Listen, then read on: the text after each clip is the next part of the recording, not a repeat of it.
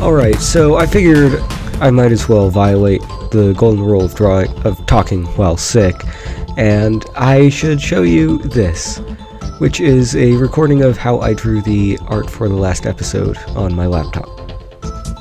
So you can see I started out with a couple of parallel lines, and those I wasn't super happy with. I mean, they were uneven, it was hard to get a point on them, because, you know, they were going to be, well, a sword blade.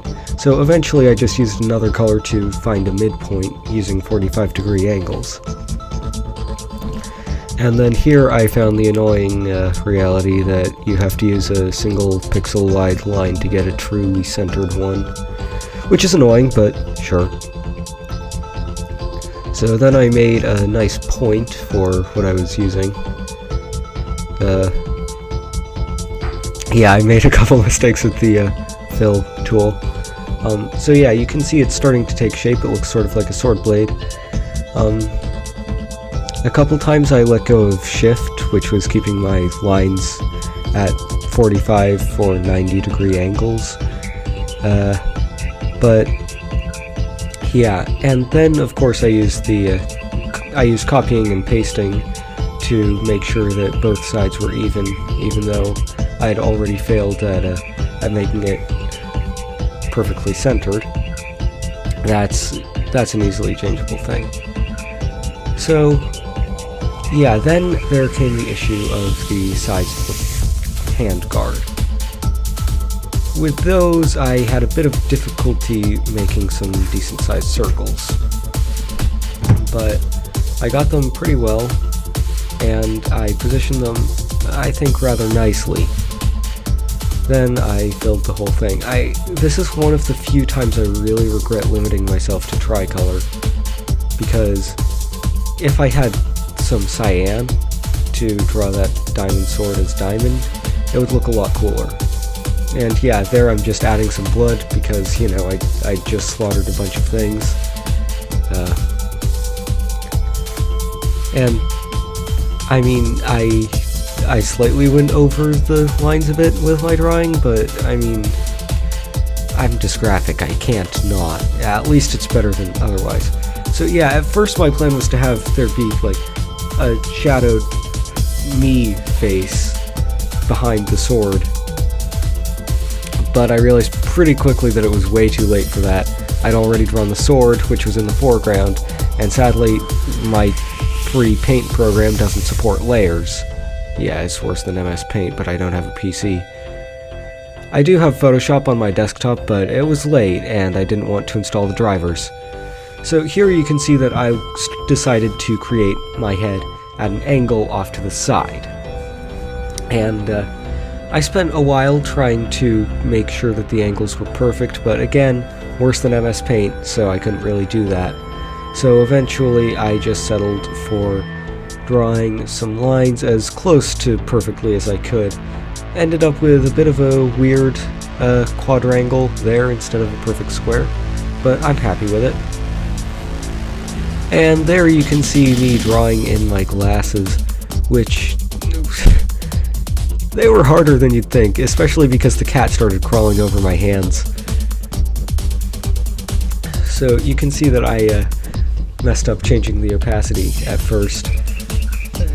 But if you're wondering how I did this next bit, where I got it to be the same shade even though I was using the paintbrush, that was fairly simple. I just used the eyedropper, and because it doesn't support layers, it recognizes any drawing over as the same exact color as it would be if you just mixed the two together. So yeah, you can just eyedrop and it'll give you the color instead of the opacity-aided color, which is good. So I'm not really sure what I was doing for a bit there. I think I was trying to do some preliminary shadow, but I decided instead to do the rest of my body first.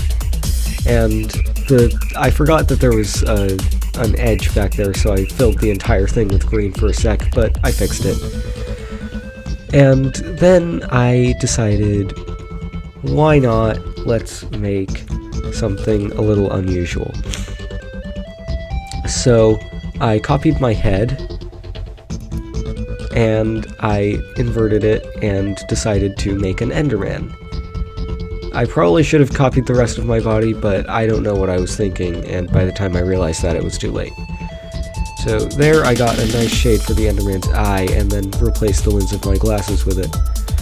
Now, obviously it took me quite a while to fix the damage I'd done already, but when I did, I was happy with it. Then there came the problem of the Enderman's coloring, which made it very, very hard to see what I was doing, because it was so close to black. Fortunately, though, I managed to vaguely tell what was going on. Then I drew a nice little body for the Enderman, and I flipped it again. I decided to move the sword to be a bit more centered, but I preferred it to be near me because I was holding the sword. But that didn't really come to fruition, so yeah, you can see there I was experimenting with it, but it just doesn't look right. I actually decided to have the ore be in the middle of the sword point, which is why I decided to keep it centered. So here I'm doing the shadowing, which I did by taking just regular black and lowering the opacity to 81%, and then using the eyedropper trick with each particular shade I was using. And that actually worked really well, although as you'll see in a second, it had its shortcomings, most of them involving the Enderman. And yeah, you can see that with the Enderman, it really isn't that distinguishable from the background. And then with the eye, well, it's almost less distinguishable. Looking at it now, as I'm watching back, I can't even see the Enderman anymore. But I am using very bright lights to illuminate my screen, so that's probably part of it. So yeah, I initially tried to draw the writing, but it just didn't work, so I decided to have it typed instead. And I think that worked out nicely, because it allowed me to be a bit more precise with the spacing, especially since I was using predetermined fonts. And there we go, that's the thing. Thank you very much for watching this. This was at 500% speed. You watched 7 minutes and 45 seconds.